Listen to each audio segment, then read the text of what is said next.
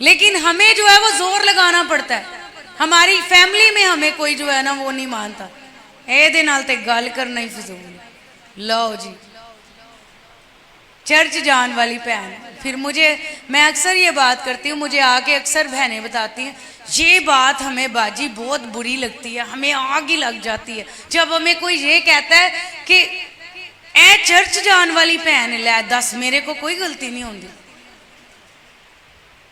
हम बात क्या कर रहे हैं, यीशु के वसीला से खुदा ने अपने साथ हमारा मेल मिलाप कर लिया, और जब मेल मिलाप हो जाता है तो फिर नए सिरे से हम वाकई ही पैदा हो जाते हैं। फिर नई चीजें हमें नजर भी आती हैं, फिर पुरानी चीजें जाती रहती हैं और हमें सारा कुछ नया नजर आता है।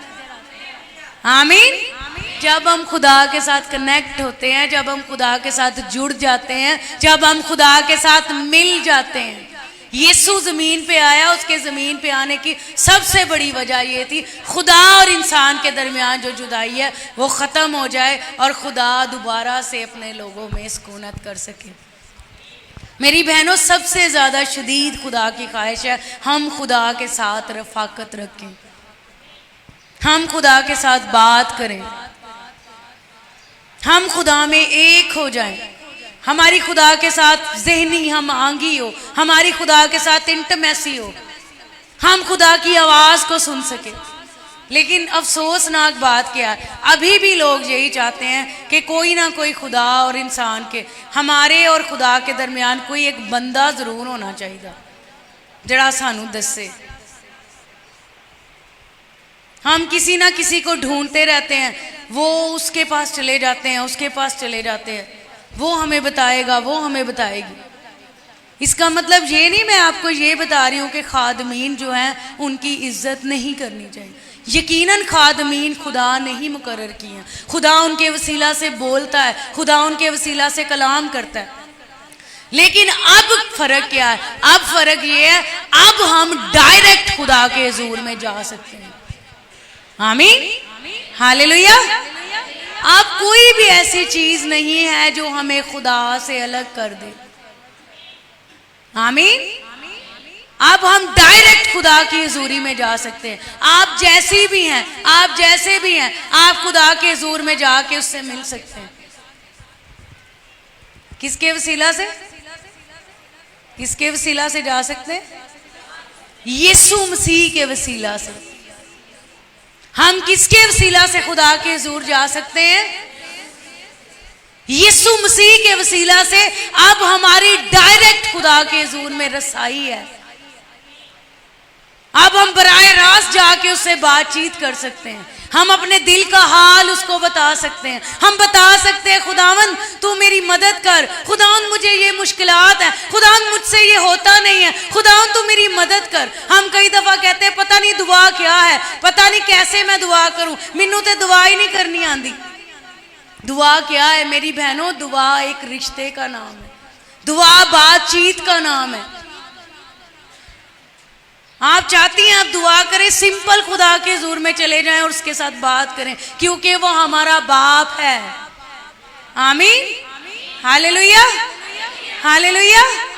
खुदा हमारा बाप है, वो हमारी कमजोरियों में हमारा मददगार होता है। उसने हमें कभी नहीं छोड़ा, वो अभी भी हमारे साथ है। यीशु मसीह के पास शागिर्द आए और यीशु मसीह को उन्होंने क्या कहा? हमें भी दुआ करना सिखाओ। तो यीशु ने सबसे पहले उनको क्या बताया?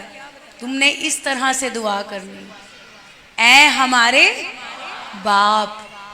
यीशु ने सबसे पहले उनको एक रिश्ता दिया, एक रिलेशन दिया कि खुदा जो है वो हमारा बाप है, हमने माँ बाप की तरह उससे बात करनी है। उसमें सारे रिश्ते कंप्लीट हैं, उसमें सारा कुछ मुकम्मल है। मेरी बहनों, सादगी से खुदा के पास जाएं और सादगी से उसके साथ बातें करें। कई दफ़ा हम बड़े बड़े अल्फाज ढूंढते हैं, हाँ ये खुदा के लिए ठीक है, ये ठीक है।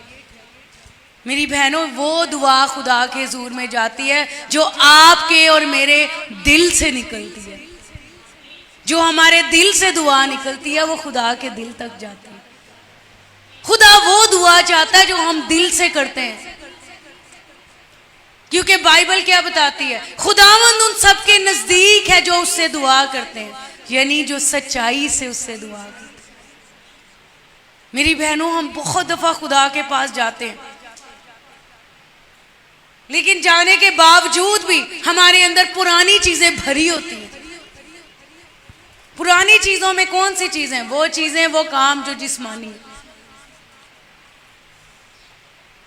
आए कुछ देर के लिए जिस्मानी कामों पे गौर करें। मेरे साथ देखिए, गलतियों के नाम लिखा गया पौलुस रसूल का खत, यह आपको ग्रंथियों के बाद ही मिलेगा। गलतियों के नाम लिखा गया पौलुस रसूल का खत, उसका 5वां बाब, 19वीं आयत से मैं आपके लिए पढ़ूंगी। ध्यान से आपने सुनना है। आप सब तैयार हैं? अपने हाथ खड़े करें जरा। सब तैयार हैं? हम जिस्म के काम पढ़ने जा रहे हैं। जिस्म के क्या काम है? जितने जिस्म के काम है वो सब कौन से काम है? सब कहें पुराने काम। फिर से कहें पुराने काम। फिर से कहें पुराने काम। कौन से काम है ये? जिस्मानी काम कौन से हैं? पुराने काम है। और इसको हमने क्या करना है? छोड़ना है। पुरानी चीजें जाती रही, और देखो सब, जब पुरानी जिस्मानी चीजें जाएंगी तो फिर रूहानी नई बरकत आएगी। आमीन। ये देखें, ये बॉटल जो है ये ऑलमोस्ट फुल है, ऐसे ही है ना, ये भरी हुई है। इतनी सी इसमें गुंजाइश, अगर इतना भी मैं आप लेट से मिसाल के तौर पे ये मैं फुल कर देती हूँ पानी से, अब इसमें कोई गुंजाइश है? मैं इसमें कुछ डाल सकती हूँ? अगर मैं इसके अंदर जूस डालना चाहूँ तो मुझे क्या करना पड़ेगा? इसको उंडेलना पड़ेगा। हम अक्सर दुआ में कहते हैं ना, आए अपने दिलों को खुदा के जोर में उंडेल दें। उंडेलने का मतलब वो जो जिस्मानी पुरानी चीजें हैं, पुराने काम है, वो खुदा के जोर में गिरा दें, फिर खुदा आपको रूह से भरेगा। पहले ही भरे हुए खुदा के जोर में जाएंगे तो ओदे च की भरना है? हम पुरानी चीजों को छोड़ते नहीं है, इसलिए नई चीजें आती नहीं है। आमीन, हालेलुया। हम चाहते तो हैं रूहानी बरकत दे, खुदाया बरकत दे। खुदाया, खुदा कहता किथे दवा, जगह ते है कोई नहीं। और पहला जगह ते बनाओ, अपने दिल ते खाली करो। ये दिल है, ये देखें लेट से मिसाल के तौर पे, ये हमारा पूरा दिल है। यहाँ पे इतनी इतनी नामाफी है, नामाफी बल्कि ज्यादा करें, ऐनी ऐनी नामाफी। फलानी भैन ओनू ते मैं कदी नहीं माफ करना, जदों भी बोल दी है भैड़ा ही बोल दी। ये नामाफी है, ये बुग़्ज़ है, ये नफरत है, ये कीना है, ये झगड़ा है, और ये फसाद है। फूल है दिल, भरा हुआ है, पता चल गया भरा हुआ है। अब यहाँ पे रूहानी बरकत किधर आएगी? है कोई जगह? नहीं है ना। चले आए हम बाइबल में से देखते हैं जिस्मानी काम। गलतियों के नाम लिखा गया पौलुस रसूल का खत, उसका 5वां बाब और उसकी 19वीं आयत। अब जिस्म के काम तो जाहिर है, यानी हरामकारी, नापाकी, शहवत परस्ती, बुत परस्ती, जादूगरी, अदावतें, झगड़ा, हसद, गुस्सा। गुस्सा भी जिस्म का काम है। कुछ लोग कहते हैं लो जी मैं गुस्सा ही बस करती हूँ। देखो जी, मसीह ने भी तो गुस्सा किया सी ना। अपने गुनाह की रिलैक्सेशन के लिए हम कलाम में से आयतें ढूंढ लेते भी। मसीह ने कौन सा किसी के साथ बदतमीजी की थी? उसको जो गुस्सा आया था वो तो होली फियर था, और इसलिए आया था क्योंकि हैकल को उन्होंने खराब किया हुआ था, और उसने किसी भी बंदे को कुछ नहीं कहा था। उसने कोड़ा बना के सिर्फ हैकल को साफ किया था। कहीं पे लिखा हुआ है उसने किसी को कुछ कहा था? नहीं कहा था।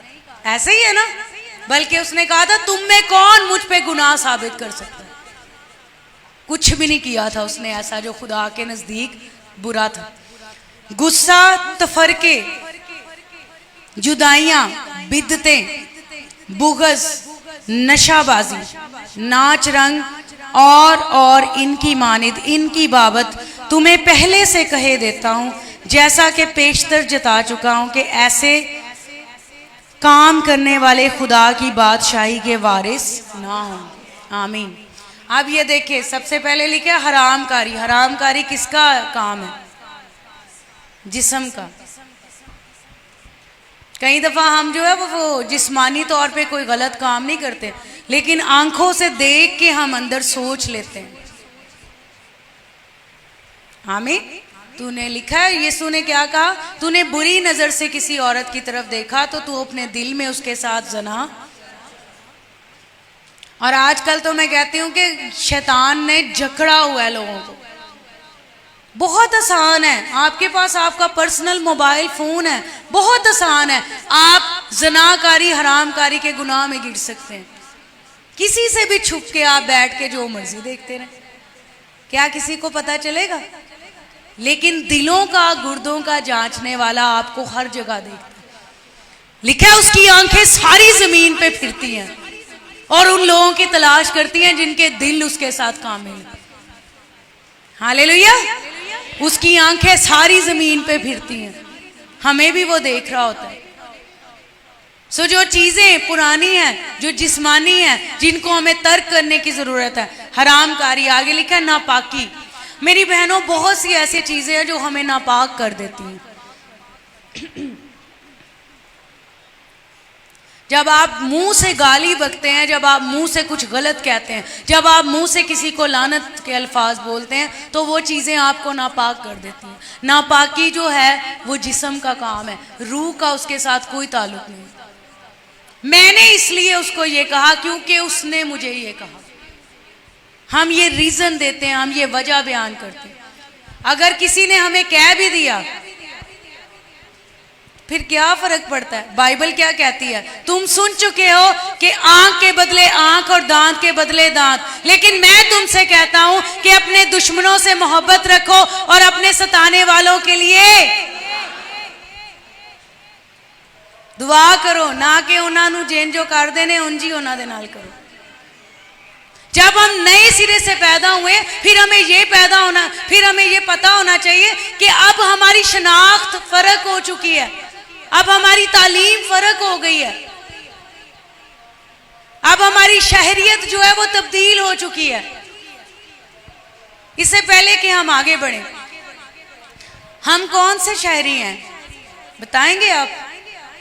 हम पाकिस्तानी हैं। अगर हम यहाँ से अमेरिका में शिफ्ट हो जाते हैं और हम वहाँ की शहरियत ले लेते हैं, तो फिर हम कौन से शहरी बन गए? अमेरिकन बन गए। लेकिन मैं फिर आपको एक बात समझाने के लिए बताना चाहती हूँ, जो कानून यहाँ पे पाकिस्तान में है वो कानून अमेरिका में नहीं है।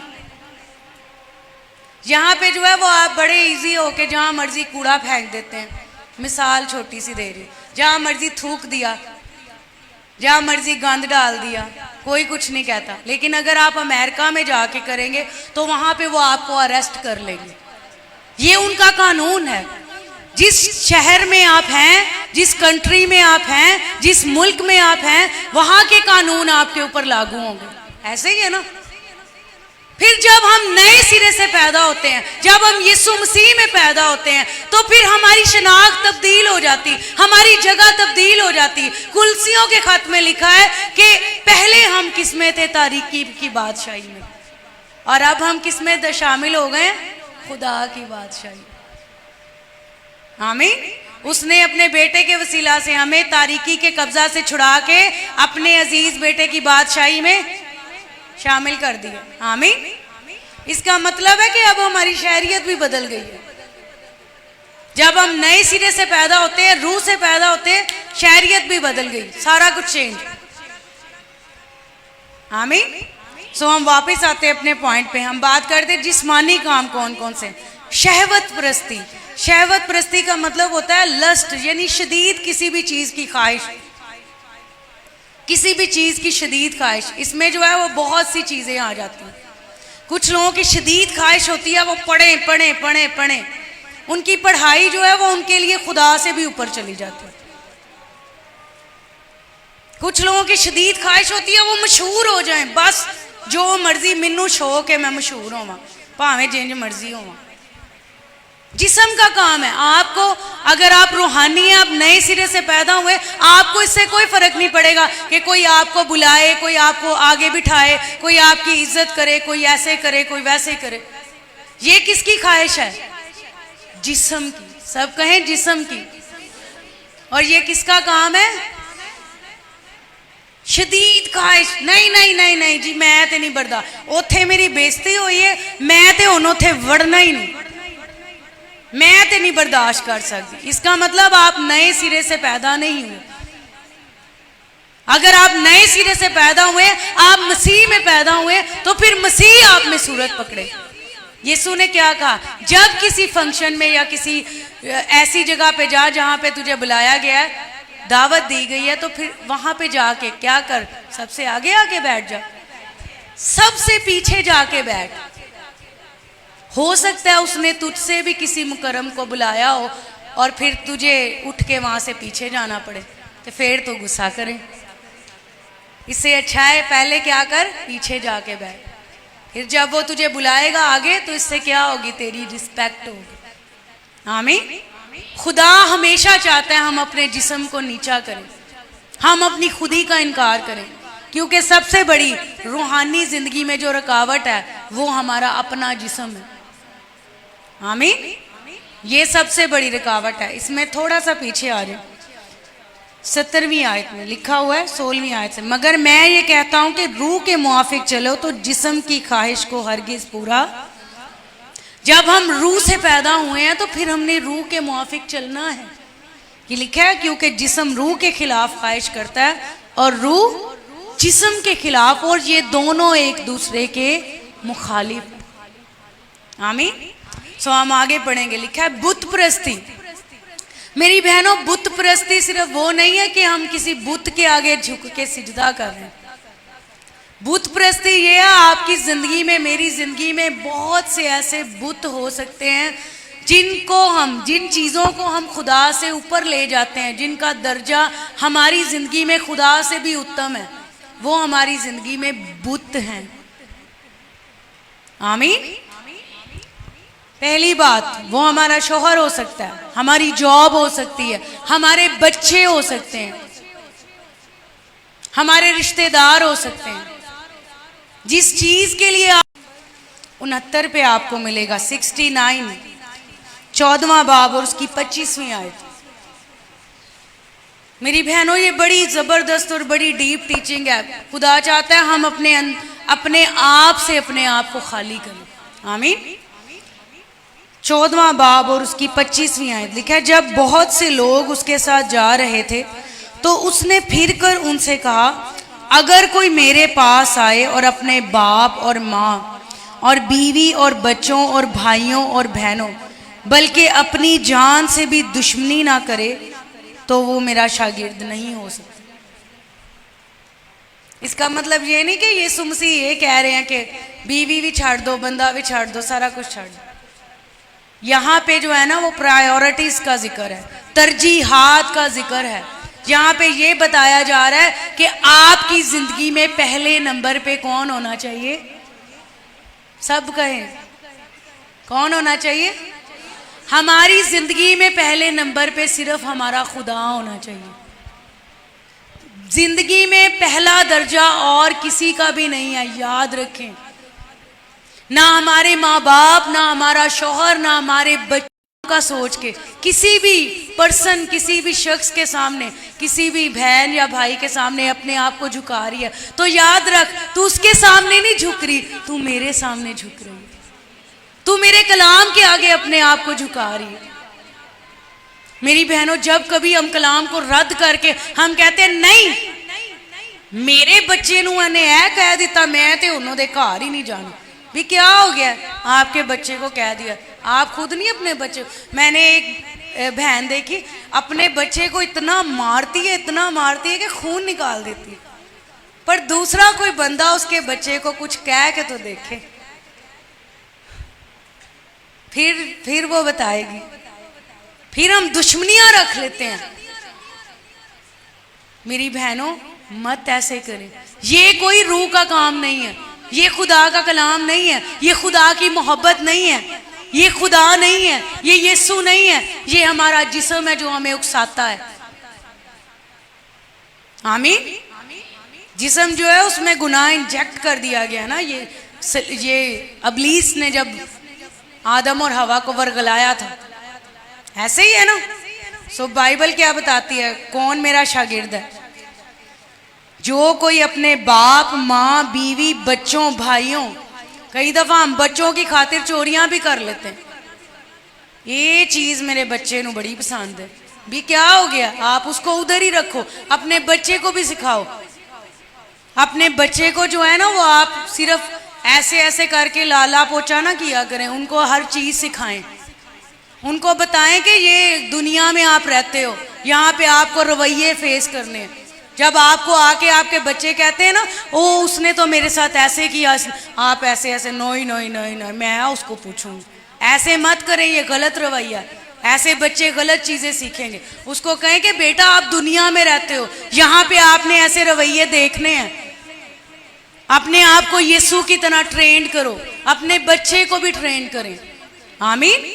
मेरी बेटी जब मेरे पास आके मुझे कहती है, मैं उसको कहती हूँ, मैं कहती हूँ कोई बात नहीं बेटा, दुनिया में ऐसे लोग ज्यादा हैं, जिनमें यीशु नजर आता है वो आपको कम नजर आएंगे। इवन जो रूहानी लोग हैं, इसीलिए तो खुदा कलाम कर रहा है कि पुरानी चीजें जाने दें और नई चीजें आने दें। अगर आप पहले झूठ बोलते थे और आप नए सिरे से पैदा हुए, अब आपने झूठ छोड़ दिया, तो फिर लोगों को फर्क नजर आएगा। खुदा के खादम है अनिल कांत, सबको पता है ना उनका। वो अपनी गवाही में बताते हैं कि मैं जो है वो सच्चाई की तलाश में था और मैंने हर मजहब को जो है वो सर्च किया, और मजहब को सर्च करने के बाद वो कुछ देर के लिए कहते थे मैं वो ही हो गया हूँ, लेकिन हफ्ता 6 दिन 5 दिन उनमें चेंज रहता था, बाद में फिर वही। उसकी वजह क्या है कि जिस्मानी चीजों से सिर्फ और सिर्फ हमें खुदा का रूह बचा सकता है, खुदा का कलाम बचा सकता है। हालेलुया। जोरदार तालियां खुदा के कलाम के लिए। बाइबल ये बताती है, मैंने तेरे कलाम को अपने दिल में रख लिया ताकि तेरे खिलाफ गुनाह ना करूं। हालेलुया। सो वो बताते हैं, कहते जब मैं मसीही हो गया तो मेरी बीवी ने कहा ये हफ्ते 10 दिन का बुखार है, उतर जाएगा। कहते लेकिन अब तो सही वाला काम हुआ था, अब तो कलाम अंदर चला गया था। कहते वो इंतजार करती रही 5 दिन 6 दिन 10 दिन 3 हफ्ते, महीना 2 महीने, फिर उसने कहा ये तो वाकई बदल गया है। हालेलुया। ये है नए सिरे से पैदा होना। लोग आपको देख के कहें कि ये बहन जो है ना अब पहले जैसी नहीं है, इसमें तो सारा कुछ ही बदल गया। आमीन। हालेलुया। सो मेरी बहनों, खुदा नहीं चाहता हम बुत परस्ती करें।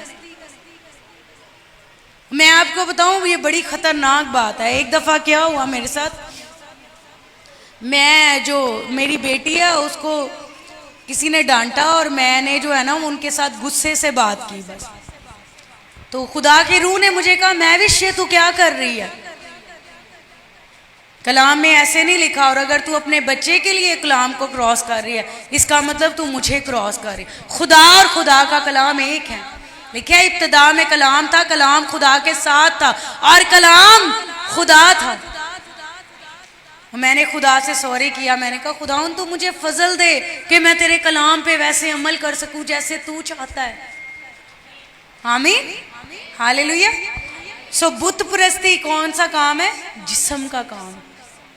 और मेरी बहनों बहुत आसानी से इब्लीस हमें उलझा देता है इन चीजों में। लिखा है जादूगरी। जादूगरी जो है वो नाफरमानी के ज़मरे में भी आती है। हो सकता है हमने कुछ ऐसे जादू ना किया हो, लेकिन मेरे साथ एक हवाला देखें, मैं आपके लिए ये आयत ज़रूर पढ़ूंगी। सैमुएल की पहली किताब, पुराने अहदनामा में आपको मिलेगा। सैमुएल की पहली किताब, उसका 15वां बाब, सफ़ा नंबर 274 पे 274। सैमुएल की पहली किताब, उसका 15वां बाब, उसकी 22वीं आयत से मैं पढ़ूंगी आपके लिए। लिखा है, सैमुएल ने कहा, क्या खुदावन सोख्तनी कुर्बानियों और ज़बीहों से इतना ही खुश होता है जितना इस बात से कि खुदावन का हुक्म माना जाए? देख, फरमाबरदारी कुर्बानी से और बात मानना मेंढों की चर्बी से बेहतर है, क्योंकि बगावत और जादूगरी बराबर हैं और सरकशी ऐसी ही है जैसी मूर्तों और बुतों की प्रस्तिश। आमीन। हम अक्सर बोलते हैं ना, हुक्म मानना कुर्बानी चढ़ाने से बेहतर है, कहते हैं ना। मैं जब नई नई ईमानदार हुई थी, मैंने पूरी बाइबल में ये आयत ढूंढी, कितने भी नहीं लिखा हुआ। कुछ आयतें हमने अपने से ही बना ली हुई हैं। घर के काम करना भी तो इबादत है, लिखा हुआ है, कोई नहीं लिखा हुआ, ढूंढ के देख लें। सो ये आयत जो हम पढ़ते हैं ना कि हुक्म मानना कुर्बानी चढ़ाने से बेहतर है, ये ऐसे नहीं है। ये एक्चुअली सैमुएल की पहली किताब में से लेके अपने अल्फाज में कन्वर्ट की गई। और यहाँ पे लिखा है, सैमुएल जो है वो साउल को असल में करेक्ट कर रहा था।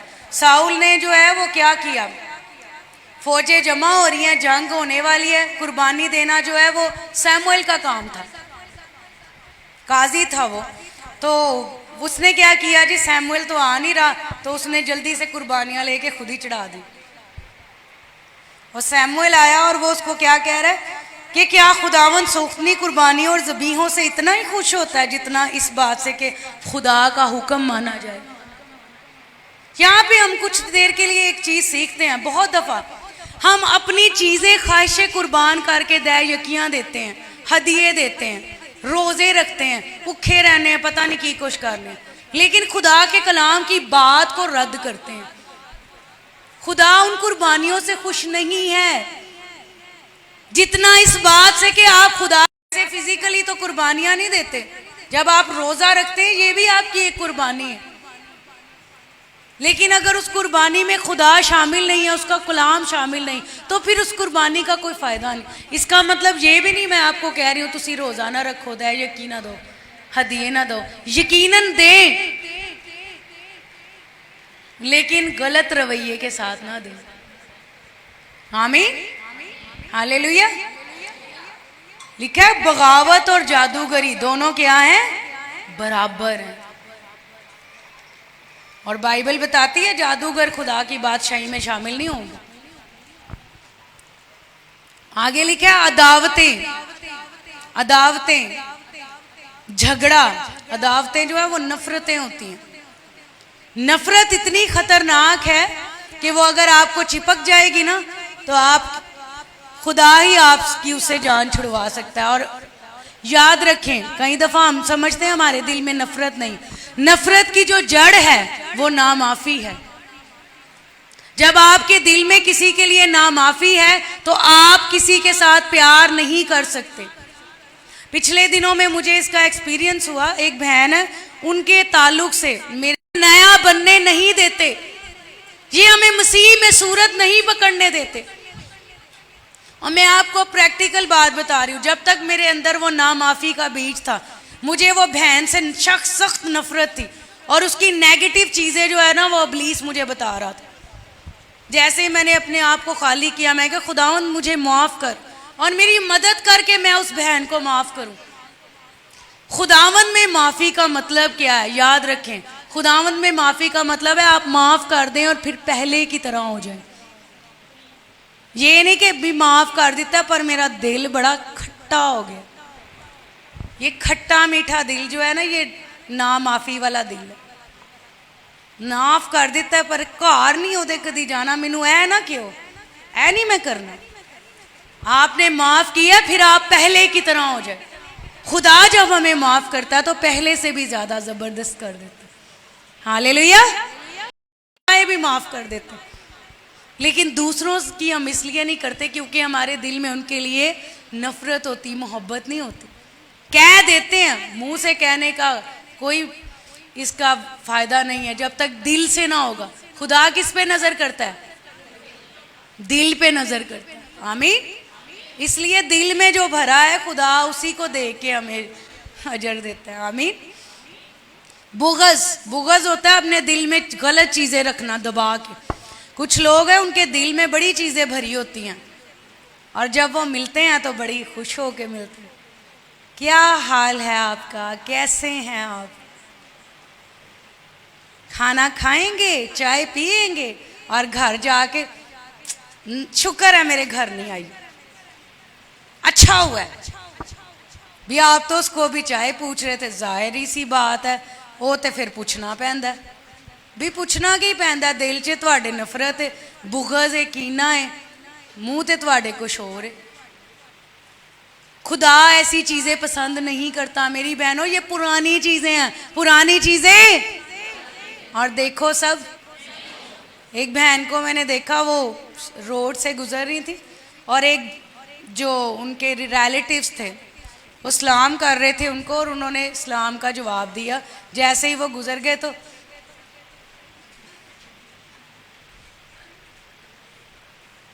नाली खुदा तुझे बचाएंगे, फिर कलाम असर नहीं करेगा, क्योंकि यसाया के सहीफा में लिखा है मेरा कलाम जो मेरे मुंह से निकलता है वो बेअंजाम वापस नहीं लौटेगा। वो कलाम जो खुदा करता है ना वो असर दिखाता है, वो कलाम जो हम खुद से बोल देते हैं उसका कोई असर नहीं होता। आमीन, हालेलुया। झगड़ा, झगड़े को हम कहते हैं जिथे प्यार होंदी है तो उथे झगड़ा भी, लेकिन कलाम झगड़े को क्या कहता है? जिस्म का काम। आमीन। अगर कोई रूहानी है, अगर वो कोई नए सिरे से पैदा हुआ है तो फिर झगड़ना उसके लिए मुनासिब नहीं। अगर वो झगड़ा अभी तक कर रहा है फिर वो मसीह में बच्चा है। बच्चे झगड़ा करते हैं ना, आप एक कमरे में बच्चों को छोड़ दे, शुरू शुरू में बड़े प्यार मोहब्बत से चलेंगे तो एंड अक्सर औकात बच्चों का खेल का एंड जो है ना वो झगड़ा होता है। हाँ जी, लड़ाई झगड़ा होता है। और बाइबल में लिखा है झगड़े का शुरू होना पानी के फूट निकलने की माने, फिर आपके लिए उससे रोकना मुश्किल हो जाएगा। इसलिए झगड़ा याद रखें ये मसीह का काम नहीं, ये जिस्म का काम है, ये रूह का काम नहीं है, इसका रूह के साथ कोई ताल्लुक नहीं। आप अगर झगड़ रहे हैं तो उसके पीछे रूट क्या है, जड़ क्या है? आप अपने हक के लिए लड़ रहे हैं। मोहब्बत रखेंगे तो इससे लोग जानेंगे कि तुम मेरे शागिर्द हो। आमीन, हालेलुया। गुस्सा, हसद, गुस्सा हसद कहते हैं देखो दूसरों की चीजें देख ली बस फिर काम हो गया, घर जाके मैंने भी ऐसी ही लेनी है। भी किसी का पर्स देख लिया, किसी का जूता देख लिया, कोई बात नहीं, आपके पास अभी नहीं है तो खैर है। मैं आपको अपनी गवाही बताना चाहती हूँ। मैं काफ़ी छोटी थी जब मेरे बाप की, मेरे वालिद की डेथ हो गई और कुछ अरसा तो हम लोग ठीक रहे क्योंकि वो गवर्नमेंट टीचर थे, हमें पैसे मिले। उसके बाद वो सारे ख़त्म हो गए, फिर हमारे टफ हालात शुरू हो गए। और एक वक्त जब हम यीशु मसीह में आने से पहले, कुछ लोग चर्च ही नहीं जाते, मेरे को तो कपड़े ही नहीं है। जो कुछ आपके पास है उस पर शुक्रगुजारी करें, फिर जो कुछ नहीं है वो भी आपके पास आ जाएगा। हालेलुया, जोरदार तालियां खुदा के जलाल के लिए, उसके कलाम के लिए। मेरी बहनों, जब हम नाशुक्री करते हैं ना तो फिर हम पता है किसके साथ कनेक्ट हो जाते हैं? शैतान के साथ। फिर वो आपको और बुरी चीजें दिखाता है क्योंकि उसके पास तो कुछ अच्छा है ही नहीं। वो देख वो अब फिर लोग आके कहते हैं ए भैड़े लोगों को ही सारा कुछ मिलता है। आप उनको मत देखें, आप अपने आप को देखें कि मैं खुदा के साथ कैसे कनेक्शन में हूँ। बाइबल में लिखा है खुदा ने क्या कहा? तुम पहले उसकी बादशाही और उसकी रास्तबाजी की तलाश करो तो ये सब चीजें भी तुम्हें मिल जाएंगी। चीजों का मसला नहीं है, असल में मसला हमारे दिल और दिमाग का होता है। आमीन। गुस्सा जो है बाइबल बताती है, याकूब के खत में लिखा है इंसान का कहर खुदा की रास्तबाजी का काम नहीं करता। आमीन। हम कई चीजें गुस्से में आके कह देते हैं और वो गुस्सा खुदा के कलाम को दबा देते, तफरके और जुदाइयां डालने वाले बने। अगर आप मीडिएटर हैं, दरमियानी हैं, तो कभी किसी की गलत बात अगली पार्टी को ना बताएं, उसको अपने अंदर ले जाएं और उसके लिए दुआ करें। अगर कोई अच्छी बात है, पॉजिटिव बात है, तो फिर आगे बताएं, ताकि सुलह का काम हो, ना कि जुदाइयां और तफरकों का काम हो। आमीन। बिदतें, सॉरी, हाँ जी, बिदतें, बुग़्ज़, नशाबाजी। नशाबाजी जो है ये भी बहुत आगे है, इसको एडिक्शन कहते हैं। एडिक्शन जो है वो सिर्फ वो नहीं है कि आप सिगरेट पी रहे हैं या शराब पी रहे हैं, हाँ जी, ये भी नशाबाजी है। लेकिन एडिक्शन जो है वो कैमरे की भी होती है, स्क्रीन की भी होती है, टेलीविजन की होती है। ए वाला ड्रामा ते मैं मिस करना ही नहीं, इबादत मिस हो जाए तो हो जाए, ये एडिक्शन है। आप एडिक्ट हुए हैं उसके साथ। ध्यान करें, सोचें, आप में से ये एडिक्शन निकल के आपके बच्चों तक भी जाएगी। किड़ी किड़ी नवी फिल्म आई छिती नाल मैनू दस, और फिर मैंने देखा, मुझे बड़ी हंसी आती है। एक्टर देख रहे, हाय उसकी शादी हो गई, भी हो गई तो होने दो, भी उसकी शादी हुई है, आपको क्या लगे। भेजा ना, मुत्तफिक है ना मेरे साथ। खुदा की मर्जी है तो उसने यीशु को भेजा है। इसलिए अब हमारी मर्जी क्या है कि हम यीशु के साथ जुड़े, हम नयापन लेके आए, या हम उधर ही पुरानी चीज़ों में फंसे रहें। अब लीस आपको आगे कहता है, ले हुन तू फिल्मा छड़ देंगे, ऐ किंज करेंगे। लेकिन मैं आपको एक सही बात बताना चाहती हूँ, मसीह में आने से पहले हमने भी मूवीज़ वगैरह सब कुछ देखा है, लेकिन हम लोग सोचते थे हम तो नहीं छोड़ सकते। लेकिन जब हमने छोड़ा, वो मज़ा जो खुदा में है वो कहीं पे भी नहीं है। Hallelujah, hallelujah. वो नशा जो आपको कलाम से मिलता है वो कहीं पे भी नहीं मिलता। इसलिए बाइबल में लिखा है, शागिर्दों ने अपनी जान तक दे दी। नाचता था और कहता था मैं खुदा के लिए इससे भी ज्यादा जलील होऊंगा। और खुदा ने उसके बारे में क्या कहा था, मेरा बंदा दाऊद मुझे मेरे दिल के मुआफिक मिल गया। हालेलुया। मेरी बहनों, जो खुदावंद में मजा है वो कहीं पे भी नहीं। दाऊद को इस बात का पता था, प्रस्तिश के जरिए से हम खुदा के हार्ट तक चले जाते हैं। कई ऐसे बंधन होते हैं जो टूटते ही नहीं है, आप पता नहीं कितनी दुआएं करते हैं, लेकिन एक दफा प्रस्तिश करके देखें, ऐसा जबरदस्त काम होता है। एक जंग थी जो खुदा ने सिर्फ प्रस्तिश के जरिए जितवा दी थी इसराइलियों को, कुछ भी नहीं था उनके पास। हालेलुया। सो मेरी बहनों, अगर आपने कुछ करना है तो अपने खुदा के लिए करें, एक दफा इसमें एंटर होके देखें। आमीन। और आगे लिखे, इनकी नाच रंग और इनकी मानित, यानी इनसे भी और ज्यादा हैं अभी काम। इनकी बाबत मैं तुम्हें पहले से कहे देता हूं, जैसा कि पेशतर जता चुका हूं, कि ऐसे काम करने वाले खुदा की बादशाही के वारिस। मेरी बहनों, अगर हम नए सिरे से पैदा हुए, हमने तौबा की है, तो फिर क्या कहता है खुदा का बंदा, कहता है तौबा के मुआफिक फल लाओ। पुरानी चीजों को जाने दो और नई चीजों को। आमीन। मेरे साथ देखिए, इफ्सियों के नाम पौलुस रसूल का खत, उसका 4 बाब 25वीं आयत लिखा है, बस झूठ बोलना छोड़कर हर एक शख्स अपने पड़ोसी से सच बोले, क्योंकि आपस में एक दूसरे के उज़्व हो। गुस्सा तो करो मगर गुनाह ना करो, सूरज के डूबने तक तुम्हारी खफगी ना रहे और इब्लीस को मौका ना दो। चोरी करने वाला फिर चोरी ना करे, बल्कि अच्छा पेशा इख्तियार करके हाथों से मेहनत करे, ताकि मोहताज को देने के लिए उसके पास कुछ हो। ये उन लोगों के लिए जो नए सिरे से पैदा हुए। कोई गंदी बात तुम्हारे मुंह से ना निकले, बल्कि वही जो ज़रूरत के मुआफिक तरक्की के लिए अच्छी हो, ताकि उससे सुनने वालों पर फजल हो। खुदा के पाक रूह को रंजीदा ना करो, जिससे तुम पर मखलसी के दिन के लिए मोहर हुई।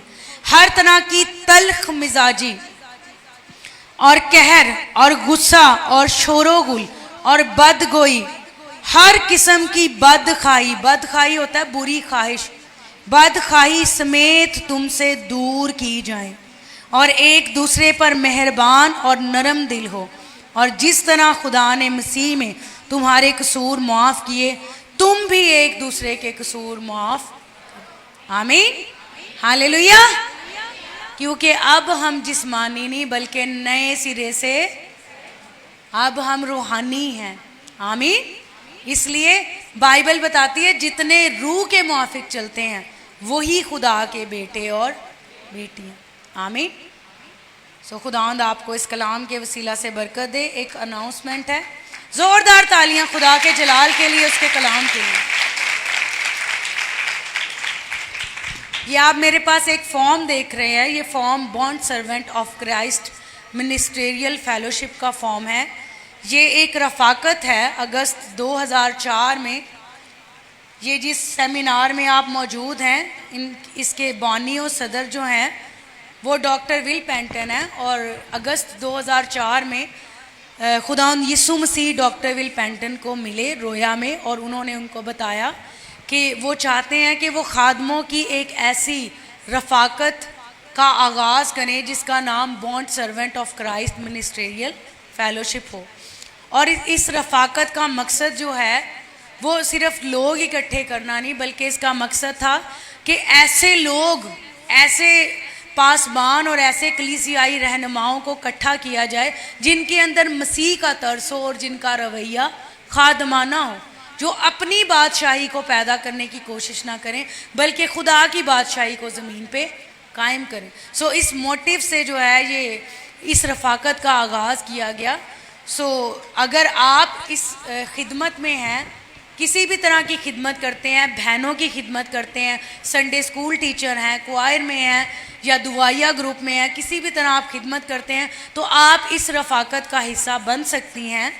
इसमें नाम का एक लिखा हुआ है कॉलम, एक उम्र का है, खिदमत का बुलावा है, यानी इसमें आपने लिखना है आपकी खिदमत कौन सी है, अपना एड्रेस लिखना है, मोबाइल नंबर लिखना है, और आपका व्हाट्सएप नंबर अगर है तो आप ज़रूर वो दीजिएगा। अगर आप इसके मेंबर बनते हैं तो इस सेमिनार के एंड में आपको तेल से मसा किया जाएगा और ये सर्टिफिकेट जो है ये आपको दिया जाएगा। और साथ जो है डॉक्टर विल पेंटन की तरफ से हर महीने मंथली जो ख़त है, खुदा का जो जिंदा कलाम है, हर महीने व्हाट्सएप के ज़रिए आपको सेंड किया जाएगा। इसलिए मैं आपको कह रही हूँ व्हाट्सएप नंबर आपने अपना जो है वो ज़रूर इस पे मेंशन करना है। व्हाट्सएप के ज़रिए आपको खुदा का ज़िंदा कलाम जो है वो सेंड किया जाएगा ताकि आपकी रूहानी तरक्की हो, आप रूहानी तौर पे बढ़ें। सो कितनी बहनें हैं जो इसका हिस्सा बनना चाहती हैं वो अपने हाथ बुलंद करें। वो इसीलिए क्योंकि हमने जो है वो बहुत से लेटर्स हमारे ज़ाया हो जाते थे, वापस आ जाते थे, एड्रेसेस लोग गलत लिख देते हैं या किराए के घर छोड़ के चले जाते हैं, तो वो बहुत पैसा वेस्ट होता था। इसीलिए हमने डिसाइड किया कि अब व्हाट्सएप पे जो है वो किया करेंगे खातर साल। सो जितनी बहनें पहले से मेंबर नहीं हैं वो प्लीज़ अपना हाथ खड़ा करें, जो खिदमत में हैं वो अपना हाथ खड़ा करें ताकि वो जो है वो खुदा की इस बरकत में शामिल हो सकें, हमारे साथ बरकत में शामिल हो सकें। सो वो हाथ खड़ा कर सकते हैं या अपने कदमों पे खड़े हो जाएं, इससे जो है वो इजी होगा ताकि आप